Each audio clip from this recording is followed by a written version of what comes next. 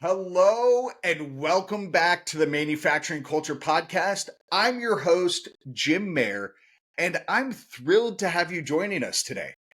Before we jump into what's going to be an incredible conversation, I want to remind you to check us out at themfgconnector.com. That's where you can find all of our episodes, blog posts, and so much more. Trainings, resources, etc. And don't forget, we're also on LinkedIn, Facebook, Instagram, and TikTok. So make sure to follow us to get all the latest updates and some behind the scenes content, even. Plus, if you're into solutions and innovative ideas in the manufacturing world, be sure to check out our other show, The Manufacturing Connector, on YouTube. It's the only place that you can find it. That's a go-to place for all the coolest problem-solving tech and tools in the industry. Now, let's talk about today's guest, because this is an episode that's all about heart, grit, and transformative leadership. I'm beyond excited to introduce Ashleigh Walters, formerly the president of Onex and now the chairwoman of its board of directors. Ashleigh has a remarkable story of leading with purpose and passion. Onex, an employee-owned company with over 50 years of history in Erie, Pennsylvania, specializes in designing, manufacturing, and servicing high-temperature industrial furnaces. But Ashleigh's journey with Onex is much more than just about keeping the heat on in the shop. When she stepped into the role of general manager in 2013, Ashleigh saw that the company was drifting away from its mission and core values. Rather than accepting the status quo, she rolled up her sleeves and got to work, redefining Onex's purpose to focus on empowering employees, delighting clients, and contributing to thriving communities. Under her leadership, Onex transformed into a people-first organization that's as strong on the inside as the furnaces that it builds. Ashleigh's journey is chronicled in her book, Leading with Grit and Grace, a journey of organizational culture change, where she shares the highs, the lows, and everything in between of leading a company through a cultural revolution. Today, Ashleigh continues to inspire leaders across the country, whether it's through her speaking engagements, her work with the University of Tennessee's executive peer groups, or in her columns in Industry Week. She's also a dedicated advocate for employee-owned companies, serving on several boards and championing process improvements in people-centric cultures everywhere she goes. This episode is all about Ashleigh's story, her journey as a leader who's not afraid to make bold moves and create lasting change. So get comfortable, folks, because you're about to hear an inspiring tale of leadership, resilience, and the power of staying true to your values. Hello, Ashleigh Walters. Welcome to the Manufacturing Culture Podcast. How are you doing today? Great. Thanks for having me, Jim. You're very welcome. Thanks for being on. I mean, this is taking more of your time than it is mine. So, Ashleigh, as I start every show, we want to hear your story. How did you find yourself getting to Onex? What led up to that point? Tell us your story. Yeah, so it all started with one little plant tour, and then I was hooked on manufacturing forever. Really? Was that it? That was it. So as a teenager, we were allowed to tour in my father's paper mill in Tennessee. And I just thought it was so incredible that you could go from this kind of quiet hallway through these swinging doors where everything's like loud and rushing by and there's lights, and it was just like overwhelming. And if you've toured any factory at all, you know exactly like the experience that I'm talking about. And to this day, just get chill bumps to see that. And I always told people, like, you can't tell me it's not cool that you can't turn a pine tree into toilet paper. You know what I mean? Like, that's pretty cool. That's really cool. So it was always like that cool factor about manufacturing. And even to this day, when I tell people, like, you just don't even understand what's going on in your small towns behind those walls. And so until you take those tours, I really think that's how one of the ways we can recruit to the industry, right, is just to show them how cool it is. And a lot of people don't ever think about how stuff is made, you know, and then when you start to tell, like, everybody gets excited to hear about that craft, really. So, one little plant tour, and I found myself as a chemical engineer from Auburn University, and started out in the nuclear power industry. If anybody remembers, 9/11 happened. The job market was amazing before and absolutely terrible after. Nuclear power had kind of forgotten to hire since they built the plants. So they were the only ones still hiring because they knew they had a retirement issue. So I started in nuclear power. It lasted about a year. And then I ended up at the family business. So my father-in-law had a role available as a technical salesperson in the pulp and paper industry. So it made, natural sense. My degree was chemical engineering with a focus in pulp and paper. And so I did have, that background from the paper industry. And then from there, technical sales and running the Southeastern operation with my husband. And then I had 2 babies and I was a stay-at-home mom. So I always say that I got called up. So my father-in-law called one day and it was 2013. I was at home with kids and he said, I need you to, just kind of generally lead the company, take a look at the finances. Great salesman, totally sold it off as a part-time gig. And when I got in and started diving into the details, I realized just how dire straits it was for the company. And it was not a part-time gig. It was a full court press.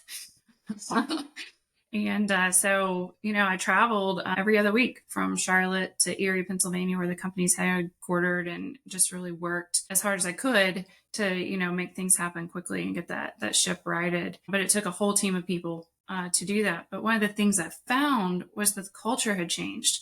My father-in-law, was the president in charge of daily operations. It was very family-based. The business had grown just organically, and we employed many families and very family-centric. And when he semi-retired, he put a manager in place that he thought was the best for the company. We'd grown without processes and systems, as many companies do. They just grow so fast, right? And so he brought somebody in that was like processes and systems and financial based. But what happened was the culture changed. So we kind of got this like big corporate culture mentality, a very command and control, fear based style leadership. And it just wasn't a good fit for our small company. So the very first thing I had to do was fix that culture. And if you've ever been in a relationship where somebody's broken your trust, it's really hard to repair if you can repair it.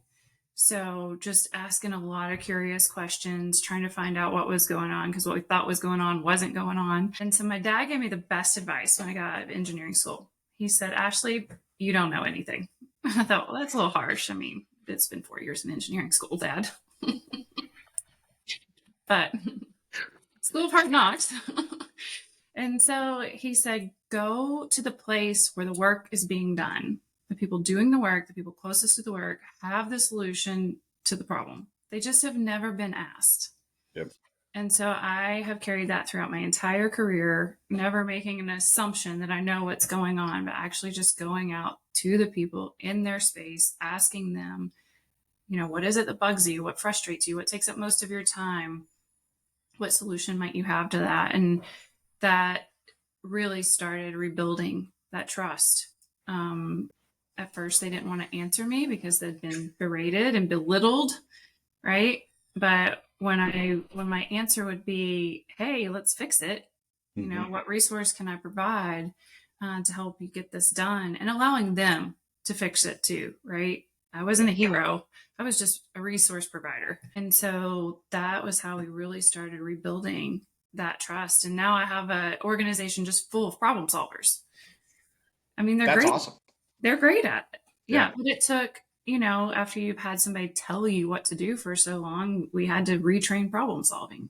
And how many people were, I don't mean to interrupt, and I do want to hear the rest of your journey here, and I have some questions. But just to set the field here, how many people worked there in 2013 when you took over? What kind of, as you went through that cultural journey, what kind of retention or turnover did you have? And where are you all now? Yeah, so we probably had about 65 people in 2013. We were top heavy for where the business was, but we also had 2 product lines that we had to divest of because they were failing. So Okay. we installed a new accounting system. We could see that we were taping $20 bills to every widget we shipped out the door. And so you can only do that for so long, right? Yeah. So we definitely had to right size, most unfortunately. Yeah. We also lost some people in the process just because they refused to change. They refused to see the need to change and or refuse to be like some people just can't, right? Yeah. Like they're just comfortable and they can't. And we went through a lot of change, as you can imagine. Um, Today the company's back to 65 people, but we, Awesome. probably went down to 50 and have built our way back up. We've learned along the journey that it's really important for us to hire good cultural fits, not just butts in a seat, Yep. but really making sure culturally that our personnel are a good fit and they want to be there, that they're eager to learn, they can work in a fast-paced environment, that they can collaborate and work as a team, that they've got those good problem-solving skills. And we learned when we made those good hiring decisions based around culture or aspects of the culture, that we could really teach anybody anything, right? Yeah. As long as they're eager to Absolutely. learn it. Yeah. I like it. So you went through this cultural revolution there at Onex. What's next? What happened after that? I mean, that seems to only be like the middle of your story. So what has happened since that time? Yeah, so I think the start of the story is, like you said, the cultural piece. Like we had to get that right before we could do anything else. Nothing else was going to work before that. And so what ended up happening is as we built that trust, I was able to fix more problems. And one of my guys said to me one time, he said, Ashleigh, he said, you'll pull in a string, you unravel the whole freaking sweater, and then you reknit it however you want it. But they were fine with it because I'd done it before. They had been on that journey with me before. We trusted each other to get that done, right? And so we Mm-hmm. were okay, kind of lowering the water level in the river and seeing the rocks and knowing that they were there and saying they're here, right? Mm-hmm. Like, what are we going to do as a team to fix it? I think the biggest testament was when COVID happened. I mean, I was up all night. We were in the state of Pennsylvania. They were shutting down manufacturing and we were essential. So I had to figure out how to stay open Mm-hmm. because we got a nice little letter from the DOD that said, under no circumstances are you going to close. So navigate that one, right? And keep your No guidance given. totally a gray area. If you all Yeah. remember, we needed N95 masks and we couldn't get them. Like it was a mess, but we sat around the table. I remember bringing the management team in. This was before we had to 6 feet apart, right? This is like day one. And so we brought the management team in and sat around the table. And I said, all right, guys, this is what I've thought about. What have I not thought about? And every single person in the room around that table had something in their area of expertise that I hadn't thought about, like truly just hadn't even clued in on. And they brought that to the table and then they owned it and they were accountable Awesome. for it. And we all left that room and we all did our things. And it was just incredible because sometimes as a leader, you feel like you have to have all the answers and you have to do all the things, right? You actually don't. Yeah. Once you've got that team around you, there's so much more that you can do. Yeah, absolutely. I tell people all the time that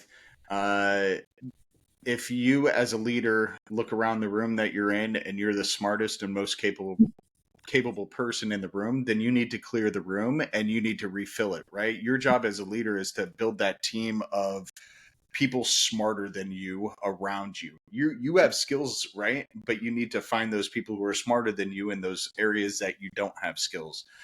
So I love that part of your journey here. Absolutely. My husband tells me all the time, he's like, you don't know how to build an industrial furnace. I'm like, I don't have to. I know people who do. I love it. That's awesome. That's awesome. So COVID happened. And you guys were able to pivot a little bit. What's next?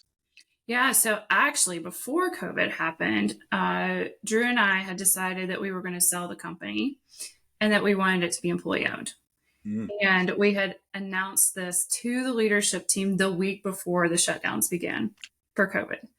And so one of my leaders came to me and he said, I guess now that COVID's here and like we don't know what's going on, like you're not going to make this transition to employee owned. And I said, no, it made great business sense in February. It still makes good business sense in March. Like I'm still going forward with this. You know, we Love don't it. know what this pandemic's going to bring, right?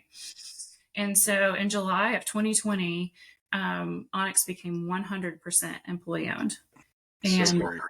yeah, it was an incredible journey. Most people wouldn't have taken that on in the middle of the pandemic. I did have my hands pretty full with operating an essential business.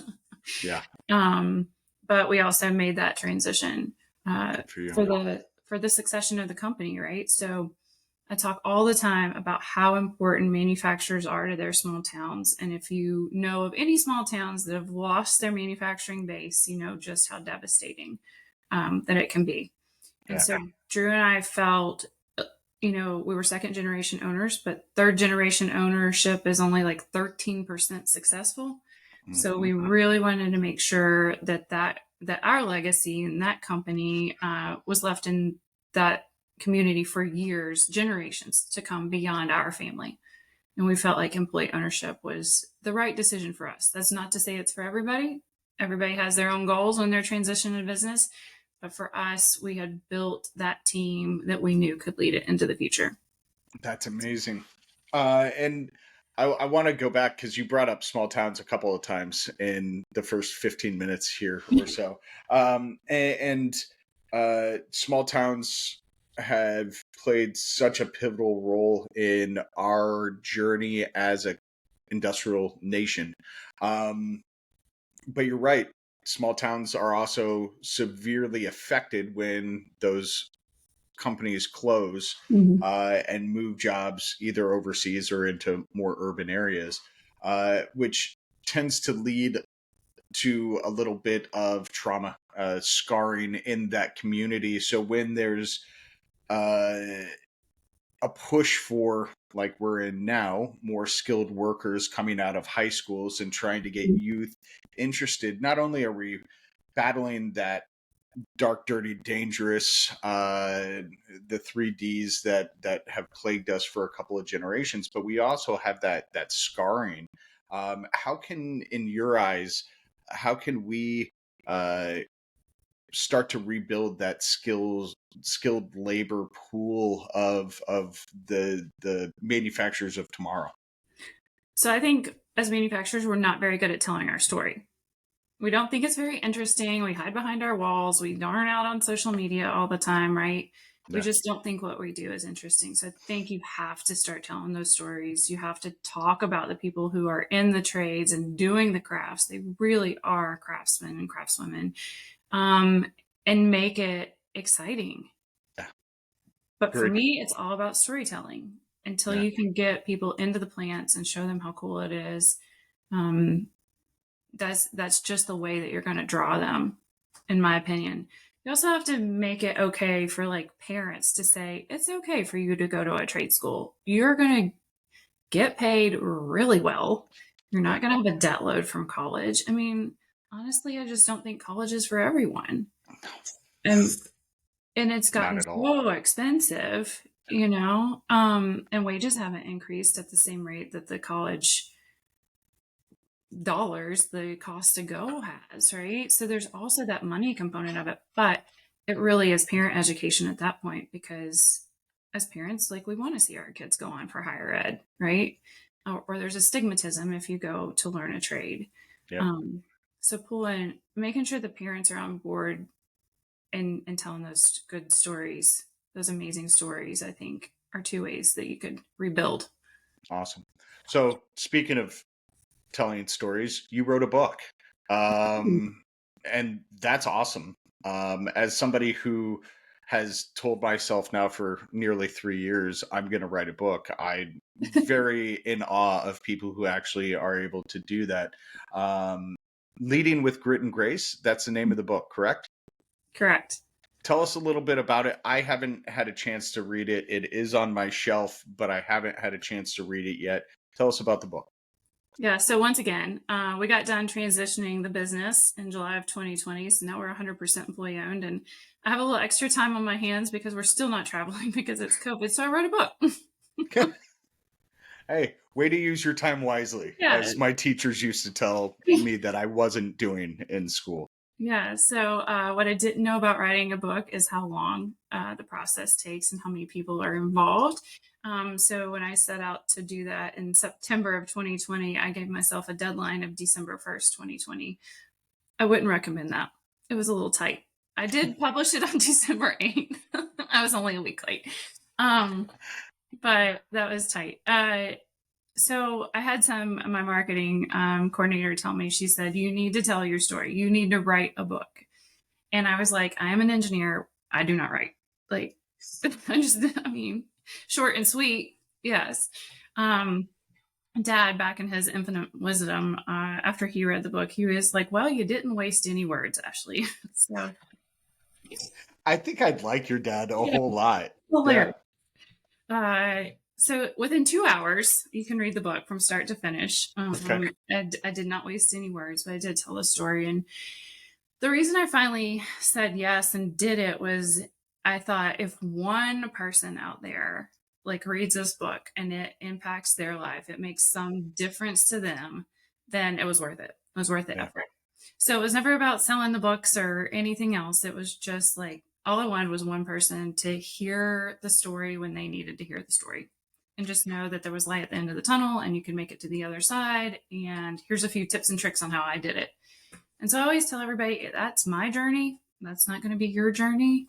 But hopefully there's something in there that you're like, oh, yes, I needed to hear that right now in this moment.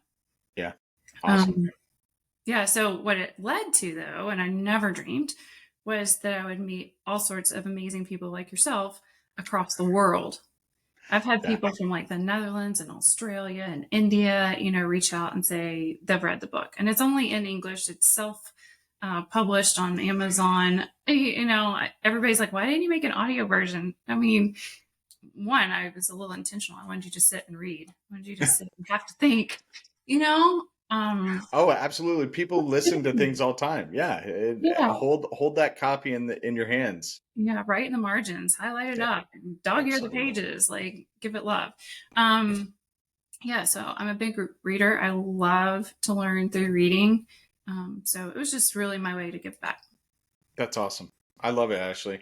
Let's shift gears back to your leadership style a little bit. I love leaders that begin their leadership journey with empowering employees, right? Or make that an intentional part of their leadership journey, I guess I should say. So what kind of what spurred that empowerment mindset within you to get to a point where you said, okay, you guys own this. We are going to let you figure these things out, because that's not the direction everybody goes, right? So what led to that philosophy, that mindset in you to then empower them to do their jobs and be the best they could be?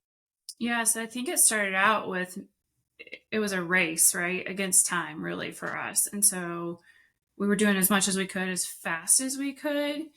And I was really trying to like lead the charge, not take over, but just, keep everybody motivated and moving forward. But I also felt like there were so many things to do. It was like a sense of burden, right? Because I couldn't get it all done at once. Yeah. And it took my operations manager coming to me one day and saying, Ashleigh, I have this problem. And she said, I want you to listen to the problem, but I don't want you to do anything about it. I just want to tell you.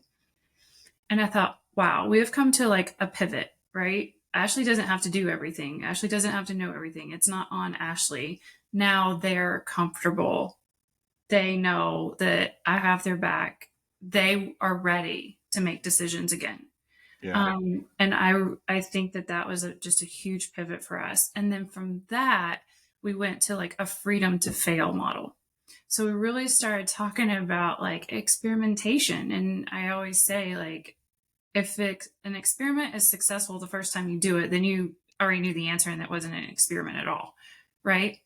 But you need to experiment and you need to learn from the failure. And it's not really a failure, right?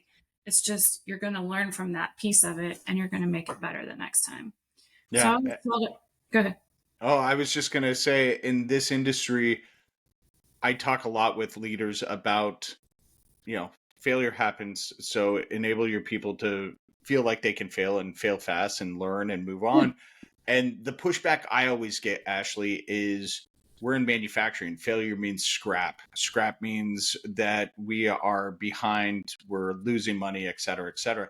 How do you rectify those two kind of competing mindsets of, I want to allow people to fail, but failure could mean scrap or missing a delivery date or X, Y, or Z. How do you reconcile that? Yeah, but failure could mean that you did something twice as fast for half the amount of money, right? Like there's the other side of it. So you have to be able to take a risk. I mean, it's just risk, right? Yeah. And I would say it's a calculated risk. Like I don't let anybody build a furnace that's going to blow up. Like that's not the failure that we're talking about, right? We're talking about controlled environments that we can have that freedom to try something in. And Yeah. I think, a lot of lean manufacturing, a lot of Kaizen events, a lot of kata, a lot of those like lean principles helps you with that experimentation, that plan, do, check, Yeah. thought process. But as the owner of a company, like you're going to have to spend some dollars on failing to make it further ahead. Um, And but maybe that's the issue. Maybe they can't wrap their head around the fact that they're going to have to spend money to fail. yeah, and it's going to take. I mean, it's going to take something, right? It's going to take Yeah. time. It's going to take product. It's going to take something for you to be able to experiment, or you can continue to do it status quo, and you're going to get the same result, right? Right. So, I mean, you choose. It's kind of like choose your own journey, choose your own adventure. Remember those books when we were little? Oh, Like, I loved those books, Ashleigh. yeah, I loved them. me I wish I too. could find them for my kids. They make them. They still have them. Do they really? Yeah, Okay. I I'm bought them gonna for my kids. But Awesome. that's what it is, right? Like we all have choices. So we can choose to stay the route we're on, and that's fine and it's comfortable, Hmm. or we can choose to be a little disruptive and try new things. But you can't say like that you're not you in your culture, you have to be okay with that failure piece.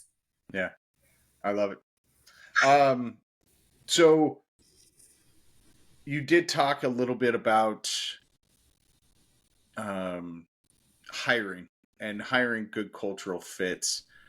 I know a lot of companies that struggle with that concept, right? And so walk us through how you were able to and continue to be able to hire those good cultural fits. How did you define what your culture was to be able to hire good cultural fits? Yes, I think it really starts with like your core values, the behaviors that you're going to allow in the company, right? Okay. So when you define what's important to you as a company from a core value standpoint, you really stand behind those, and then you expect those behaviors of everyone in the organization. I don't mean let the A player get away with murder just because they're the A player, because we've Hmm. done that before too, right? Like really stick behind those values, have those defined. And then in your interview process, what we got away from was like the one-on-one interviews. We started doing more of like a group interview so you could get a sense from all the players. Once again, we're inviting everybody to the table, right? Hmm. And you hear the different perspectives, and any team member that has something that kind of sticks out in an interview, you dig in and you talk about. So I just haven't, but it all goes back to having those defined behaviors. Awesome. And so did you bring the employees together to create those core values for the organization? How did those core values come about? Yeah. So for me, I think just as the leader, it was kind of my core values that stood out, right? So I always talked about like hard work and Hmm. being kind, which led to inclusivity, right? And so sometimes it starts with the founder. And a lot of times companies can get like off kilter when there's a transition in that ownership, right? Yep. Because maybe bring in somebody that doesn't have those same core values, but that organization understands those behaviors, even if they're Yep. not like written on a wall somewhere, right? So we were very intentional as we made like even this succession from myself and Drew to Patrick and Kyle, the new president and vice president. Like they even, this is funny. So we were at a board meeting and they said, sometimes we have what would Ashleigh and Drew do meetings. So we go into the conference room and we sit there and we go, what would Ashleigh and Drew do in this situation?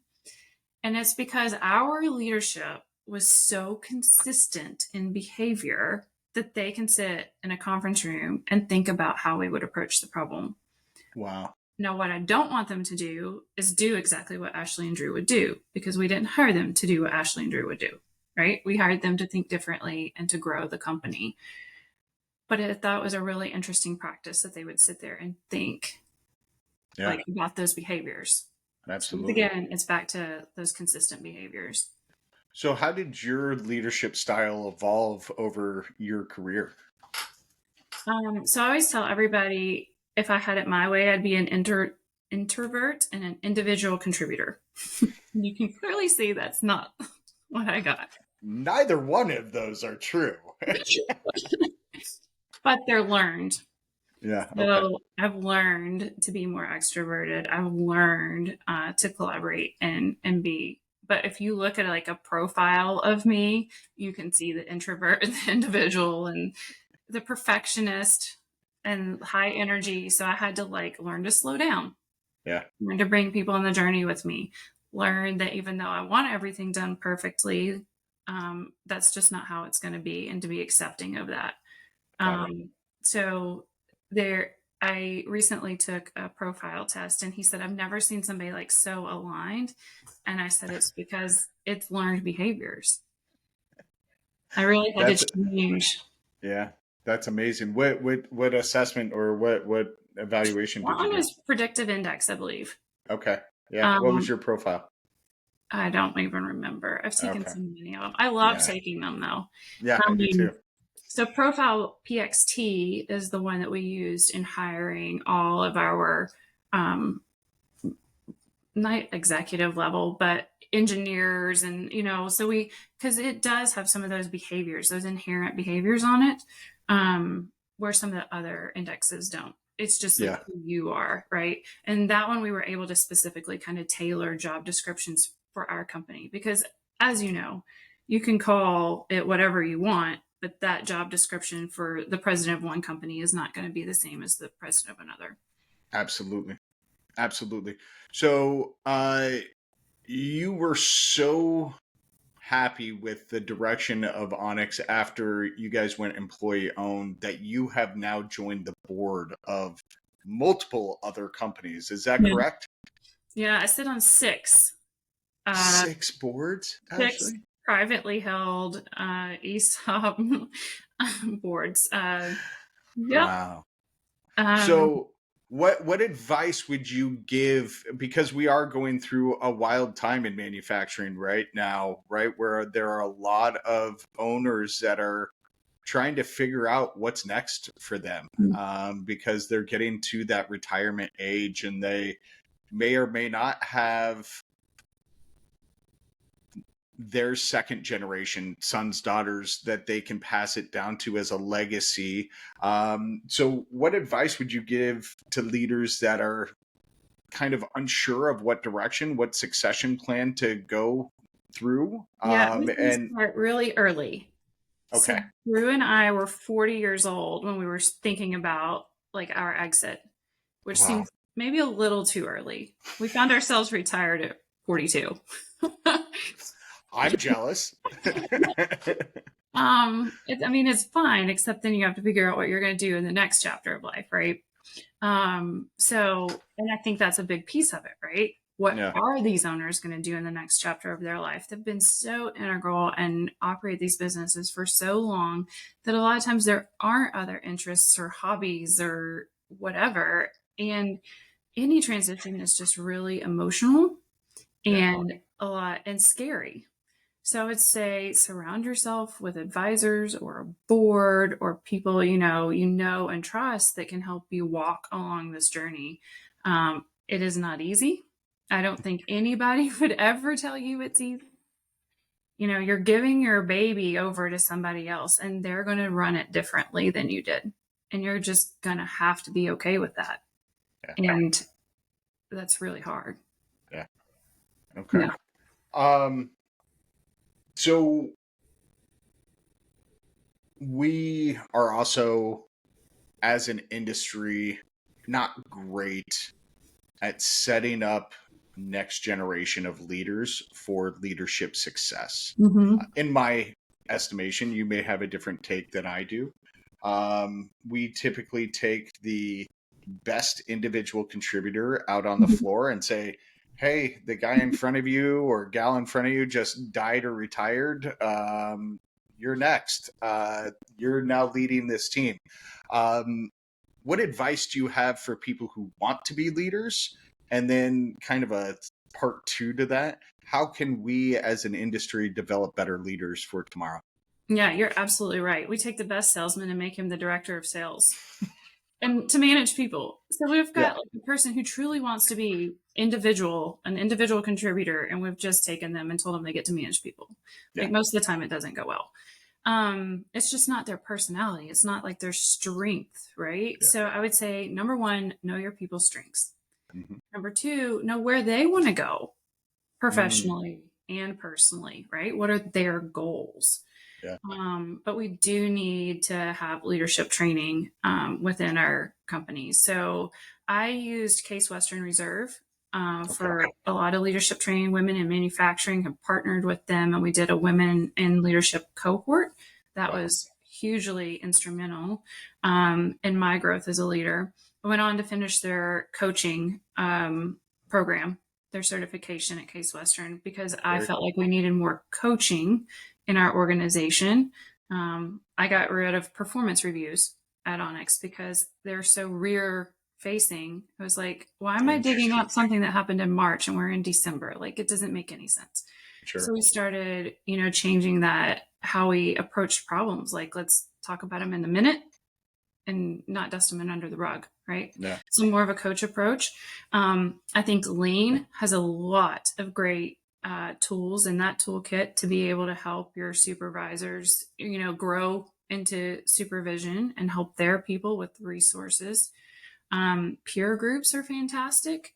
So I just think there's so many tools out there. It's like on you as the individual to kind of define the way that you learn best, the way you want to learn, maybe where you are mentally and emotionally to be able to learn right now, right? Yeah. What do you need to surround yourself with? I read tons of management and leadership books, but that's not how others would want to listen to podcasts, right? So you got to figure out for yourself, like, how you want to learn too. I love that. And I have to circle back to you doing away with performance reviews. Because in the studies that I've done, in the companies that I work with, in my experience personally and with teams that I've led, people love to be measured. So I 100% agree that we shouldn't necessarily be rear facing on issues that happen throughout the year, but people thrive on being measured and stacked and graded and ranked. I mean, even the Queen of England used to like to be told how she was doing, even though she was a monarch, right? Mm-hmm. So how do you reconcile that inside your organization? Do you still measure people's performance per se, or how does that process look? So I've never loved giving people numbers. Okay. I think there's a lot of bias in it. And so if you don't have one rater, then you see those biases, right? One example would be one of my executive leadership team gave like his assistant a 5 being perfect. And meanwhile, the rest of the organization would have given her a 2 because she was driving us all nuts behind the scenes. Like she was doing everything he needed her to do, and she was doing it really well, but she was really being a twerp behind the scenes to everybody else. I didn't censor whatever word she wanted to say, folks. That was her word. She used twerp. So I was just like, she wasn't, and it goes back to those behaviors, right? Yeah. Like a lot people come to work and they want to do a good job. Like Mm-hmm. I've never met anybody that has come in and been like, I'm just going to screw up today. Right. So I do truly believe people want to do a good job. Are they exhibiting the behaviors? It's always been behavior based that I've had an issue with somebody. Yeah. So to me, it's more about, I do agree that they want to be recognized. I wouldn't say they want to be rated. Like, I don't want to be Got it. rated. I got a number 1 on my performance review, 1 being the worst. And so you give a perfectionist and a high performer a 1, and it just sent me right over the edge. Sure. And so I told my board of directors, like, I got a 1 because I didn't write a manufacturing plan, but instead I'd moved the company across town into a new manufacturing facility, and would, like, we were up and running. So no, it wasn't written, but it was already executed. And I just felt like, because it was a goal on paper that I hadn't specifically done the way that it was requested, that I got a bad rating. So for that reason, those are my reasons for not rating people, but recognizing, absolutely, all day long. So your approach is more recognizing and then correcting behavioral issues or problems or concerns as they arise, not documenting and then waiting until October or some arbitrary month to talk about those behavioral issues. Yeah, I would say that we have very few PIPs in the organization, performance improvement plans, right? Like, we're trying to just be more proactive and like nip it in the bud and move on. If you've got a PIP, like, you've got a more serious, absolutely, underlying issue. Yeah. You guys talk about one of your values, I believe, is to create thriving communities, right? Yeah. And so talk to us about that aspect of your leadership journey. Why is that aspect so important to you? And how do you take that core value of your own and bring it into other organizations that you may sit on the board of? Yeah, so that goes back to that bigger message, that vision, that mission of like why you're here.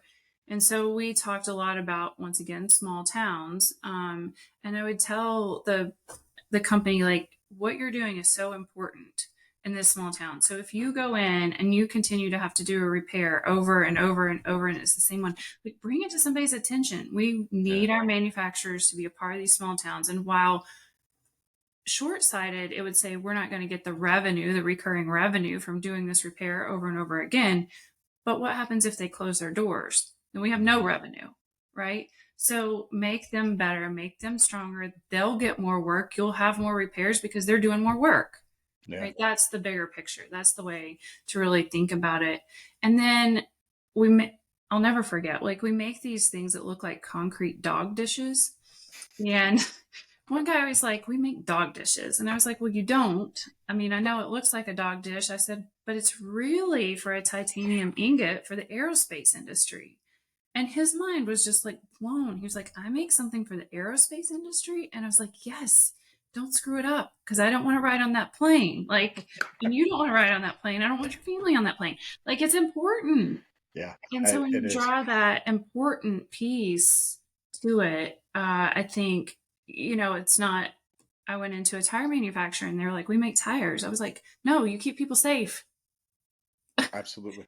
So you're connecting dots for people on that bigger purpose, that bigger picture, rather than just, this is the singular part that we make. Yeah, this is the thing. This is the widget, right? No, like, where does that widget go in the world? How are you making the world a better place? I love it. Your journey's been amazing. I'm very fortunate to have met you and had an opportunity now to have a couple of conversations with you.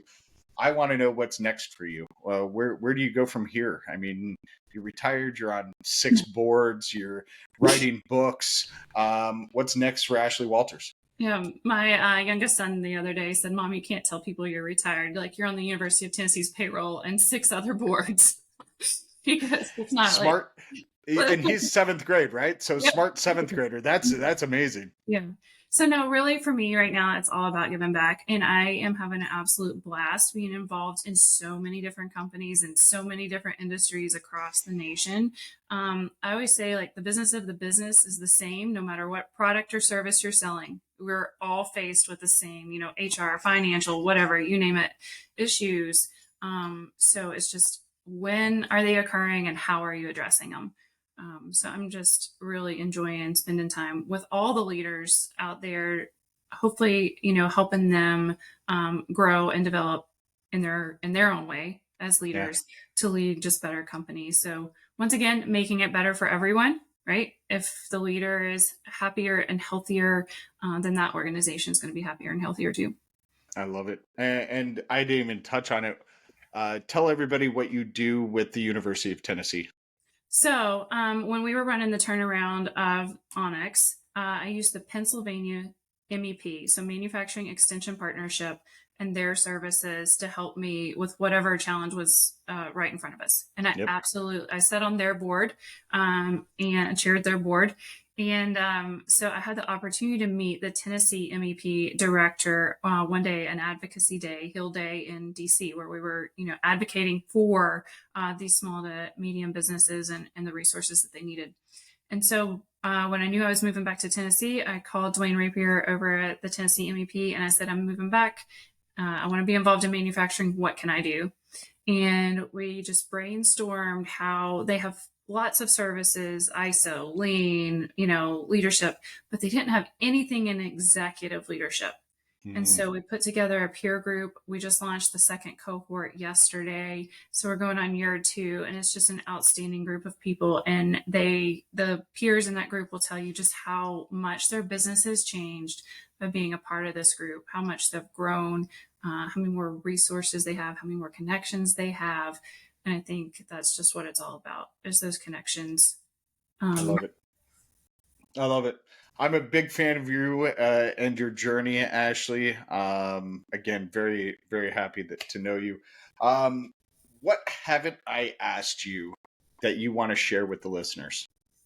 I would just say, think of me as that guide. So, reach out on LinkedIn, send me a note after you've heard the podcast. Tell me whatever bad thing or good things happening in your day, whatever I can weigh in on, just say hello. And I'd love to walk alongside you on this journey because you're not alone. Your problems aren't unique. I know you feel that way. Yeah. But there's many others that maybe I can make a connection for you and help along the way. Awesome. And I will have folks down in the show notes. There's a connection or a link to Ashleigh's LinkedIn page. Reach out to her, like she said. Um, Thank you so much, Ashleigh, for being Yeah, on today. you're I've welcome. really Thanks for being enjoyed here. this conversation. It was great, folks. What an absolutely awesome conversation with Ashleigh Walters, from her journey at Onex to transforming the company's culture and writing books about grit and grace. Today's episode was packed with insights and inspiration. I know I use those 2 words a lot, but it really was packed with that, and I struggle to come up with better words. Ashleigh's commitment to empowering her employees, going on leadership journeys, taking other people, and really focusing on the community and her core values in her pursuit of people-centric leadership was awesome. So before we wrap up, I want to remind you all to visit us at themfgconnector.com. You can find all of our past episodes, our blog posts, the other show, Manufacturing Connector, on there. Don't forget to connect with us on LinkedIn, Facebook, Instagram, TikTok. Stay in the loop with everything else that we're doing. If you enjoyed today's episode, please share it with your friends, your colleagues, your grandma, anyone else who might benefit from hearing Ashleigh's story and learning a little bit about leadership in the manufacturing industry. Also, I'd love it if you could take a moment to rate and review the show on whatever platform that you're listening or watching this on. It rockets us up the charts. Every time you rate and review this show, somebody else has the ability to find it that may need to hear a story like Ashleigh's. And it helps us to continue to bring these stories to you. So, folks, thanks for tuning in. Keep inspiring, keep innovating, and we'll see you next time on the Manufacturing Culture Podcast.